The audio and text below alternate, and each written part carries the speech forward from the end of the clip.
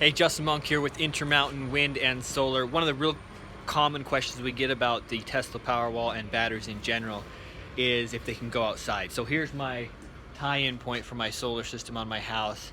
Now, it would be really convenient to put that Tesla Powerwall right there, but it's like 5 degrees at my house today. So normally, if we can, we much rather prefer putting it inside the garage, which would be simple here. We would just go back into the attic and over into the garage and store it out there. But the rest of the equipment would be on this wall out here. So in general, yes, they can. They're rated to be outside, but we prefer to put them inside. They'll get way better performance, and obviously, batteries perform better when they're not freezing cold. So that's kind of our recommendation. Now, you can win a Tesla Powerwall if you either sign up for a solar system by April 30th or introduce us to your friends using our either the web page here linked here or the app that we have on the Apple Store. You can submit your referrals through there and get entries for the drawing.